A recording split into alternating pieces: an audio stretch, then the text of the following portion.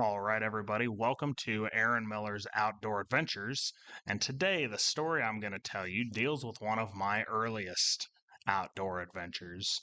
This is Beside the Big Ash Tree. As a boy, over 20 years ago, I first sat beside the big ash tree.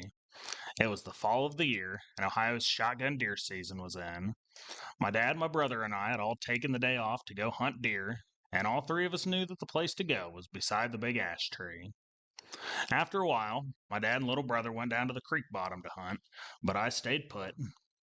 I had five Remington 20 gauge slugs in a little Slugger 20 green and yellow box, a little 20 gauge single shot Rossi shotgun, and there was a 5-gallon bucket with me sitting on it beside the big ash tree. I saw my first big buck that day. I was 8 years old, had an empty shotgun, and I was watching a squirrel play up in the treetops. Out of the corner of my eye, I saw what I swore was the biggest deer on the planet. I tried to get a slug out of my pocket, but my jacket was all twisted up around me, and I couldn't find it. The deer stared at me, 60 yards away, squirming around trying to find a cartridge. Then he turned and waved goodbye to me with his big white tail. I ran down to the fence, but he was gone. I walked back, dejected, and I cried beside the big ash tree. I told my dad about it. The next day, we were back beside the big ash tree. My brother and I rattled deer antlers and blew grunt tubes and sounded like every deer on the farm were all there together fighting. We kept it up for what felt like ages. Then I saw my dad bring his gun up. There, standing in the same clearing as the day before, was that buck. My dad shot twice and killed that deer, and we celebrated beside the big ash tree.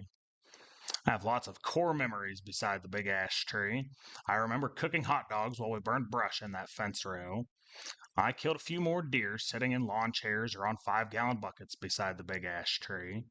I was standing beside the big ash tree when I shot a deer at 260 yards with my muzzleloader when I was 15 years old. I remember there being a couple of old 2x4s nailed way up in the treetop, a forgotten deer stand installed by a forgotten deer hunter. The big ash tree was a landmark and a welcoming sight on the skyline of the family farm. I always smiled when I passed beside the big ash tree. Today, the decaying corpses of long forgotten lawn chairs and bales of hay were laying around her. A lot of life had happened to me since I first sat beside the big ash tree, but it had always been there, as unchanging as the sun coming up in the morning. Not anymore. She lost her battle and was cut down recently, even though she'd been dead for a while. I suppose I knew it was inevitable, but it still hurts. The fallen trunk and limbs of one of my oldest friends lay around me, beside the big ash tree. And there I sat, a man full grown, and I cried just as much as I did on my first visit, on the stump of the big ash tree.